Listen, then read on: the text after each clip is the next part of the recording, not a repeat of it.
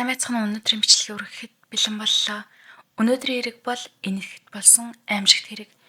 Энэтхэгийн хамгийн анхны эмэгтэй цуврал халуурчийн тухай яриа юм. Эмэгтэйчүүд амьдралдаа хэцүү үе тулгархад хүнд чилж чадахгүй нөөц зовлонгоо дотроо нууж явахдаа сэтгэлээ онгойлгож тайвшрахын тулд сүм рүү явдаг байсан. Тэгээд яг тэр үед нэг 40 орчим настай эмэгтэй ордож ирээд найрсагхангаараа сунгажээ. Юу тохиолдсон юм? Надад ярь гэж. Хэдийгээр тэр эмэгтэйг хүмүүс огт танихгүй ч сүмд байгаа байдал нь яг л байнга ирдэг хүн шиг харагдсан. Даруй хүнгийн хувцс өмссөн шүтлэгтэй харагдах тэр эмэгтэй заримдаа бүр гэлмаач юм шиг сэтгэл төрүүлдэг байлаа. Тэгээд эмэгтэйчүүд өөрийнхөө дотор нуусан зовлонгоо хүнд чилж чаддгүй нууцаа түүнд ярьж эхэлдэг. Тэр эмэгтэйч тэдний хэлсэн бүхнийг тайван анхааралтайгаар сонсч өгдөг. Дараа нь энгийн мөргөлөөс илүү чин сэтгэлээсээ мандал пүүжа хийвэл бурхны ивэл заавал ирнэ гэж зөвлөгөө өгдөг байлаа. Мандал гэдэг нь дугуй хэлбэртэй ариун орон зай гэсэн үг. Пужа гэдэг нь бурханд цэцэг, утлаг, хоол хүнс өргөдөг мөргөл эсэл гэсэн утгатай. Өөрөөр хэлбэл тусгай газар очиж бурханд үнэн сэтгэлээсээ залбирая гэсэн санаа. Амьдралд ядарч цөхөрж байсан эмэгтэйчүүд түүний хэлсэнд итгэж аврал гордон даггаасуур аргагүй болсон. Энэ яслал бол хаамаагүй идэг зүйл биш. Хотын цагт байгаа нам гүмхэн сүмд хөнгөө цагаар нууцаар хийх ёстой. Тэгээд бурханд үнэн сэтгэлийг харуулахын тулд чи хамгийн сайхан хувцас өмсөж хамгийн үнэтэй гоёлоо зүүх хэрэгтэй гэжээ. Ингээд амлсан өдөр амлсан цагтаа тэднийг тэр эмэгтэй авч явдаг байлаа. Ихэвчлэн хөнгөө өглөөний бүрэнхий эсвэл шөнийн нам гүм цагаар сүмд очиод яслалыг эхлүүлдэг. Бүх үйлдэлийг тэр эмэгтэй удирдах маш чин сэтгэлтэйгээр мөргөл болж байгаа мэтэр үйлдэнэ. Тэгээд тэр эмэгтэй жижиг савтай шингээ өгнө. Энэ бол ариун ус. Чи юу ч бодож сэжиглэж болохгүй. Зүгээр л нэг амьсгаагаар бүгдийг нь уух ёстой. Эргэлзэж байвал яслал үгүй болно гэдэг. Тэгээд итгэжсэн эмэгтэйчүүд савтай шингэнийг нэг амьсгаагаар уусны дараа амьсгал нь богдож биеийнх нь хүч бүрэн суларч газар ундаг байсан. Тэгээд тэр дороо амиа алдаж орхидог. Тэр дунд иргэм насны эмэгтэй юу ч болоогүй мэт тайван царайлан тэндээс явчихдаг. Энэ нь эхнийхч биш, сүүлийнх нь ч биш байсан. Тэр эмэгтэй нэр нь Кеда Кимпама. Энэтхэгийн анхны эмэгтэй цуврал халуурчин. Энэтхэгт мэдгүй хүн гэж үгүй аимшигт нэртэй гэмт хэрэгтэн. Тэр олон эмэгтэйчүүдийг мэхэлж хороож үнэт идэл мөнгийг нь дээрэмдэж байсан. Ялангуяа амьдралын мухардалд орсон, сэтгэлээр унсан, аврал ирж явсан эмэгтэйчүүдийг зориуд онилдог байжээ. Аимшигтэн тэр өрдөө хитгэн үнэт идэл авахын төлөө хүмүүсийн амийг хөнөөж байсан юм. Ингээд одоо Кимпама яг хэн байсан? Түүний амьдрал яаж эхэлж, эцэстээ яаж дууссан тухай түүхийг эхнээс нь ярив. Кимпама бол энэтхэгийн өмнөд хэсгийн Картанакамужийн Бенгалуру хотын цахад байдаг жижиг тосгоноос гаралтай хүн. Энэ тосгон хөдөө маягийн газар болохоор хүн амч цөөхөн ихэнх нь хөдөө аж ахуй эрхэлдэг бүгдээр хиндүү шашинтай нам гүмхэн газар байжээ. Түүний гэр бүл үнэхээр ядуу айл байв. Аав нь жирийн ажил хийдэг, өдөр бүр ажилласан хөлсөөрөө гэр бүлээ төжигддэг байсан. Гэр бүлээ төжихэж тэр цалин хүрэлцэхгүй байлаа. Кимпама багасаа ядуу амьдралаас салхсан. Ямар ч байсан энэ ядуурлаас мултрах ёстой гэж тэр үргэлж боддог байжээ. 1990-ад оны үед Кимпама дөнгөж 19 настай байхад аав нь түүнийг хүнтэй сулгасан. Нөхөр нь оёдлын ажил хийдэг жирийн хүн. 90-ад оны хөдөө тосхон чинь одоогийнхоос ч илүү давхаргын ялгаа их байсан үе. Нөхөр нь их мөнгө олж гэр бүлээ хангалуун авч явна гэж бодсон ч тэр хүсэл талаар болсон. Кимпама 3 хүүхэд төрүүлжээ. 1 хүү, 2 охин. Хүүхдүүд нь нэмэгдэхийн хэрээр зардал нь чөсөж нөхрийн орлого хүрэлцэхгүй боллоо. Тэгээд Кимпамач өөрөө мөнгө олохын тулд янз бүрийн ажил хийж эхэлсэн. Алтны дархны газар туслах хийж байсан, айлд үйлчлэгч хийж байлаа. Гэхдээ өдөр тутмын амьдралын зардалд хүрэлцэхгүй байсаар л байв. Тэгээд тэр нэг санаа олсон. Энэтхэгт читпанд гэдэг юм байдаг юм байна. Ээлжир мөнгө авдаг бүлэгтэй төстэй. Жишээ нь хэд хэдэн хүн нийлээд сар бүр тодорхой хэмжээний мөнгө босгоно. Тэгээд сар бүр нэг хүн бүх мөнгийг аваад дараа нь дараагийн ээлжинд бусд нь авдаг. Бүгд зөвхөн итгэл дээр найдаж явдаг. Гэхдээ хамгийн муу нь юу гэж тэр мөнгийг хариуцж байсан хүн нь мөнгөтэйгээ хамт зогтчихвол бусд нь бүгд хохирдог. Кимпама нөхөр нь мэддэг таньдаг хүмүүсийг цуглуулад ийм бүлэг байгуулсан. Хүмүүс ч итгэсээр мөнгөө түнд өгдөг байлаа. Гэтэл тэр бүгдийг нь тансаглаж үржигсэн. Удалгүй тэр чит патанд дампуураад тосгоны хүмүүс тэдэнд бүр мөсөн итгэхээ болж гэр бүлийнх нь нэр хүндж бүр унаж хэрэгжээ. Тэрч байтугай Кимпама шоронд журсан. Ингэж явахдаа тэр өөр нэг аргыг сэджээ. Үйлчлэгчээр ажиллаж байгаа айлууд нь баян чинэлэг. Энд тэндээс жаахан юм авчих бол хинч мэдэхгүй биз гэж боджээ. Тэгээд нэг айлд биш олон айлд ажиллаж нэг жижиг алд эсвэл үнэт идэл авч явдаг байв. Тэгээд хуримтлуулбал өрөөч дарна өөрөөч баяжна гэж бодсон. Гэвч тэр удахгүй баригдаж 2001 онд хулгай эрэгт буруутгагдсан 6 сарын ял авч шоронд оржээ. Гэртээ эргэж ирэхэд нөхөр нь түүнийг хүлээж аваагүй. Тэгээд гэрээсээ хөөгдөж бүхнээ алдаж өргөсөн. Тэр үеэс Кимпама амьдралын доод зэгтээ үржээ. Гэр бүлчгүй, мөнгөчгүй, нэр хүндчгүй. Гэхдээ нэг зүйлийг мартсангүй. Тэр алтын тархины газар ажиллаж байхдаа цианид буюу хорт бодисыг мэдэж авсан юм. Алт ялуулахад өндөр галуун дуулсан алтнаас хар туяа гардаг. Түүнийг арилгахын тулд цианид ашигладаг байжээ. Тэр үеэс л Кимпама цианид гэдэг зүйл хүн алж чадна гэдгийг мэдээд баг багаар цуглуулж эхэлсэн.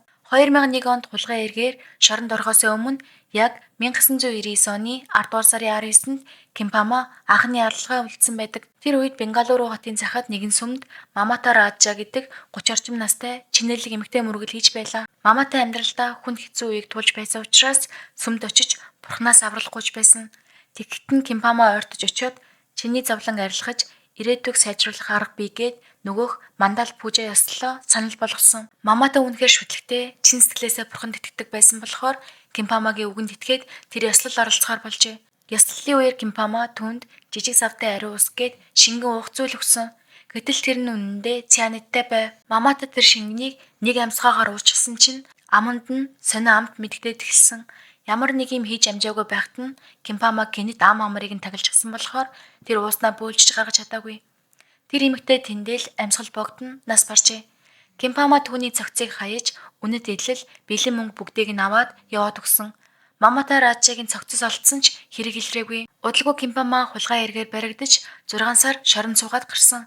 Гэрээсээ өгдөж ганцаараа үлдсэн тэрээр хэсэг хугацаанд нам жим амьдарч байсан ч 2007 оноос эхлэн жинхэнэ цуврал алгаа эхлүүлжээ. 2007 оны 10 сараас 12 сар хүртэл 5 эмэгтэйг хордуулж алсан байдаг. Эхнийх нь 52 настай Элизабет гэдэг эмэгтэй байлаа. Түүний аж охин алга болсон байсан тул тэр зөвхөн аж охиноо эргэж ирээсэй гэж бурхнаас залбирч явсан. Энэ сэтгэлийнхэн сул талыг Кимпама ашиглаж үнэт идэл зүгээд тусгай ёслол хий гэж мэхэлжээ. Тэр эмэгтэй гэрээхэндээ эргэж ирээгүй. Дараагийнх нь 60 настай Яшадамо гэдэг эмэгтэй. Тэр олон жил бактериа өвчнөөр шаналж энэ өвчин эдгэрч байвал юу ч хийхэд бэлэн гэж боддог байсан. Түүний сул талыг Кимпама ашиглаж бас л нууц мөргөл нэрийдлэр цианид дуулгаж алжээ. 3 дахь нь 60 настай Мунияма гэдэг эмэгтэй сүмд дуудулдаг үнэхээр сүсгтэй хүн байв. Кимпама түүнд хэрв энэ ёслолыг хийвэл баян болно гэж итгүүлээд эцэст нь бас алсан. 4 дахь нь бүр сүмийн гэлма Пилама байлаа. Кимпаматай найз болж түүнийг сүсгтэй хүн гэж итгэсэн. Гэтэл удахгүй тэр хүн нас барсан байдалтай болжээ. Хамгийн сүүлчийнх нь Нагавайник гэдэг 30 настай эмэгтэй. Түүнд хүүхэд ялангуяа хүү байхгүй байсан тул ихэд шаналж сүмд явж залбирдаг байжээ. Кимпама түүнд мандал пужа ёслол хийвэл заавал хүү төрнө гэж итгүүлж хөнгүү цагаар сүмд аваачин цианид дуулгаж амийг нь хоруулсан. Ингээд ердөө 3 сарын дотор 5 эмэгтэй амь насаа алджээ. Цагдаа нар ихэндээ энэ бүгдийг амиа орлсон гэж боддог байсан.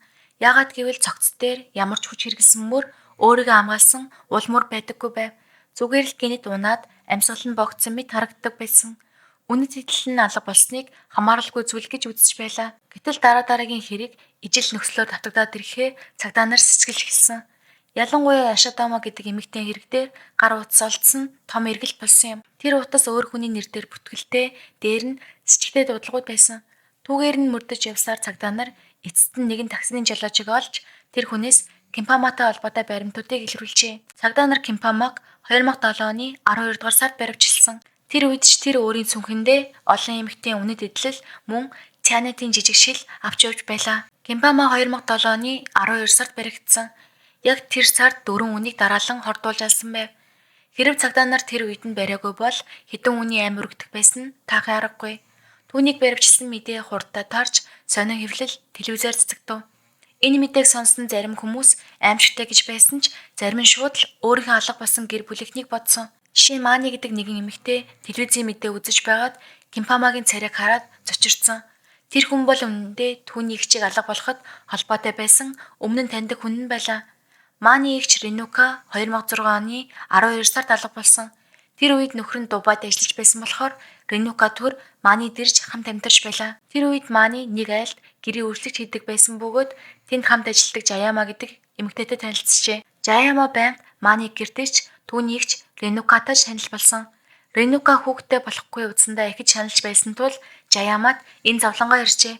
Тэгэхэд Жаяма би мэднэ нэг тусгай мөргөл хийвэл хүү төрнө гэж зөвлөсөн. Ингээд 2006 оны 12 сарын 7-нд Ренука гэрээсээ гараад эргэж ирээгүй.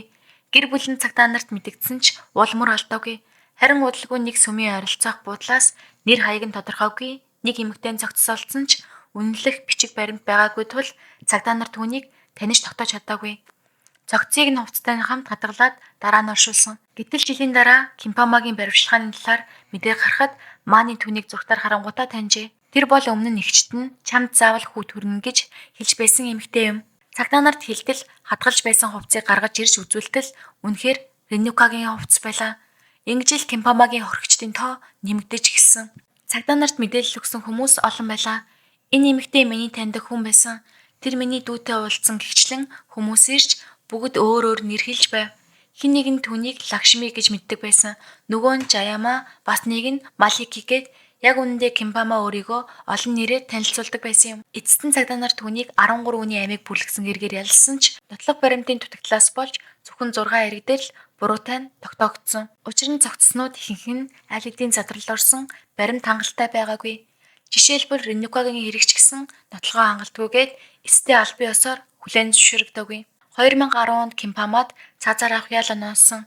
Энэ нь энэтхэгийн түүхэнд эмэгтэй хүнд оноосон анхны цаазын ял байлаа. Гэвч 2012 онд ялыг нь хөнгөрүүлж бүх насаар нь хорихоор болгосон. Өнөөдөр ч гэсэн Кимпама аймад энэтхэгийн шоронд ял идэл суугаа. Түүнийг Цианид Малика гэдэг нэрээр хүмүүс илүү сайн мэддэг. Сүүлчийн алгаа үлдэхдээ Малика гэдэг нэр ашиглаж байсан болохоор тэр нэрээрээ алдаршсан. Түүний тухай баримтат кино, ном хүртэл гарсан байдаг. Тэр үнэт эдлэл авах гэж ийм олон хүнийг үнэхээр алсан юм болов? Эсвэл үнэндээ хүн алах хүсэл нь илүү хүчтэй байсан уу? Үннийг зөвхөн Кимпама л мэдэж байгаа. Тэр өөрийнхөө чихэн шалтгааныг нэг ч удаа яриагүй. Ингээд энэтхийн анхны эмгтэй цуврал алуурчин Кэти Кимпама буюу Цаанид Маликагийн түүх дуслаа. Өнөөдрийн хэрэг энэ үрээ дуусч байна. Дараагийн бичлэгээр уулзцгаая.